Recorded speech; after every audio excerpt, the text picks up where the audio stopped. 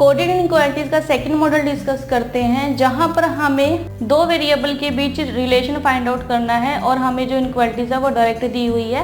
पिछले मॉडल में हमें जो इनइक्वालिटीज दी हुई थी उनमें सिंबल्स का यूज किया हुआ था, लेकिन इस मॉडल में जो इनइक्वालिटीज है वो डायरेक्ट ही हमें दी हुई है। तो आइए देखते हैं कि हम इससे रिलेटेड एग्जाम्पल कैसे कर सकते हैं या क्वेश्चन को कैसे कर सकते हैं। फर्स्ट एग्जाम्पल है, यहाँ पर स्टेटमेंट्स दी हुई है, a is less than b, b is less than और equal to c, p is greater than c, c is less than equal to s, t is greater than equal to b।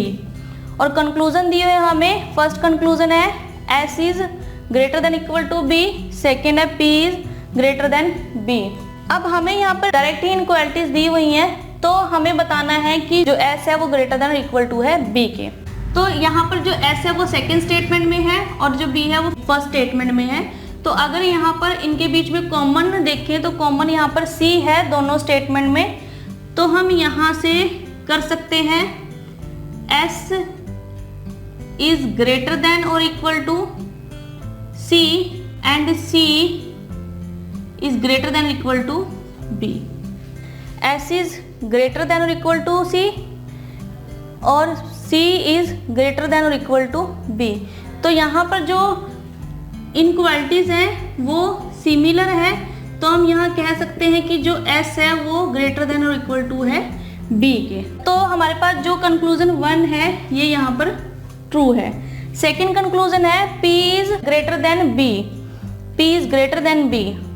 तो p यहाँ पर second statement में है और b यहाँ पर first statement में है। तो अगर हम यहाँ पर इनकी इनइक्वालिटीज देखें तो p is greater than c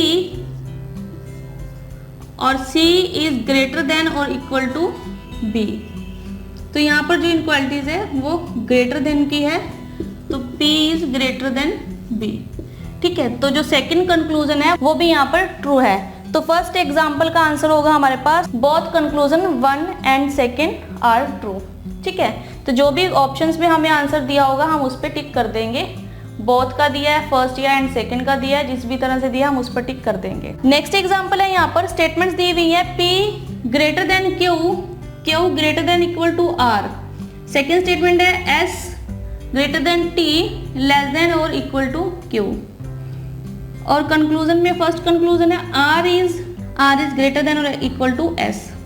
तो r यहाँ पर फर्स्ट स्टेटमेंट में है, s यहाँ पर सेकेंड स्टेटमेंट में है और इनमें जो कॉमन है वो q है। तो अगर हम यहाँ देखें तो r इज लेस देन और equal to q, q is greater than equal to t, t is less than s। ठीक है, अब यहाँ पर हमारे पास डिसिमिलर इनइक्वालिटीज हैं, तो ये यहाँ पर जो स्टेटमेंट है वो रॉन्ग है। ठीक है, नेक्स्ट स्टेटमेंट है यहाँ पर t is less than p, t is less than p।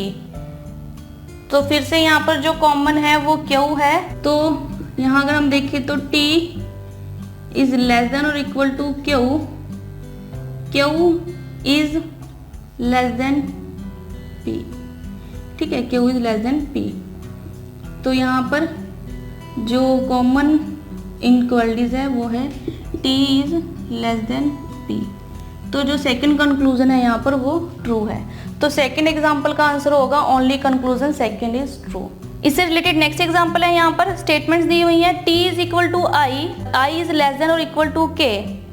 Second statement है यहाँ पर n is greater than equal to k, k is less than u। और कंक्लूजन दिया हुआ है n is equal to i, n is greater than i। तो हमें n is equal to i, n यहाँ पर थर्ड सेकेंड स्टेटमेंट में है और i यहाँ पर फर्स्ट स्टेटमेंट में है। तो n फर्स्ट और सेकेंड स्टेटमेंट में जो कॉमन है वो k है, तो n is greater than equal to k और k इज ग्रेटर देन और इक्वल टू i। तो यहाँ पर जो कंक्लूजन निकला ये निकला n इज ग्रेटर देन और इक्वल टू i। तो यहाँ पर जो कंक्लूजन हमें दिया हुआ है वो दिया हुआ है n is equal to i और यहाँ पर हमारे पास जो रिजल्ट आया वो आया n इज ग्रेटर देन और इक्वल टू i, ना कि n is equal to i। तो हमारे पास जो फर्स्ट कंक्लूजन है ये रॉन्ग है, क्योंकि n और i के बीच जो रिलेशन है वो ग्रेटर देन और इक्वल टू का है। ठीक है, सेकेंड है यहाँ पर n is greater than i। तो फिर से n is greater than i, same ही n is greater than equal to k, k is greater than equal to i, और यहाँ पर n is greater than equal to i। तो जो second वो भी यहाँ पर रॉन्ग है। तो यहाँ हमारे पास ये आंसर होना चाहिए कि जो बोथ कंक्लूजन है वो यहाँ पर फॉल्स है। तो अगर हम यहाँ पर दोनों कंक्लूजन को कंबाइंड कर दें तो जो हमारे पास रिजल्ट आया है, रिलेशन आया है, वो यहाँ पर ट्रू हो जाता है। ठीक है, तो अगर हमारे पास ऑप्शन हो आइदर फर्स्ट और सेकंड मस्ट बी करेक्ट, तो हम उस ऑप्शन साथ जाएंगे। तो अगर हम सिंगल इन्हें देखें तो ये यहाँ पर फॉल्स हैं, लेकिन अगर हम इन्हें कंबाइंड कर दें तो ये दोनों कंक्लूजन यहाँ पर ट्रू हो जाएंगे। ठीक है, तो कंबाइंड करने पर कंक्लूजन फर्स्ट और सेकंड मस्ट बी करेक्ट। तो इस तरह से आप जो इनइक्वालिटीज के क्वेश्चन है उन्हें सॉल्व कर सकते हैं। सिंपल है, हमें फर्स्ट एक मॉडल में सिंबल्स की हेल्प से हमें यहाँ पर जो इनइक्वालिटीज है वो दी गई थी, हमने उन्हें सिंप्लीफाई किया। ठीक है, सिंपल उन्हें जो इनइक्वालिटीज है उनमें कन्वर्ट कर लिया। और सेकेंड मॉडल में हमें यहाँ पर डायरेक्ट ही इनइक्वालिटीज दी हुई थी और हमें स्टेटमेंट्स दी हुई है, स्टेटमेंट में डायरेक्ट ही इनइक्वालिटीज दी हुई है, उनसे रिलेटेड कंक्लूजन दिए हुए हैं। और हमने जो दो वेरिएबल के बीच में हमसे इनइक्वालिटीज पूछी गई थी, हमने उनको यहाँ पर वेरीफाई करके फाइनल आंसर को बता दिया कि कंक्लूजन ट्रू है या फॉल्स है। तो जो भी कंक्लूजन यहाँ पर ट्रू या फिर फॉल्स रहेगा, हम उसको आंसर यहाँ पर कंक्लूजन के अकॉर्डिंग देंगे। ठीक है, तो ये था टॉपिक कोडेड इनइक्वालिटीज का। इस पर भी आप अच्छे से प्रैक्टिस कीजिए, बहुत ही इजी टॉपिक है। ठीक है, तो आप इसका एक क्वेश्चन अगर एग्जाम में आता है तो आप इसके क्वेश्चन को भी बड़े इजीली सॉल्व कर सकते हो बहुत ही कम टाइम में। ठीक है, तो आप इस पर भी अच्छे से प्रैक्टिस कीजिए। मिलते हैं अगले सेशन में। Thank you.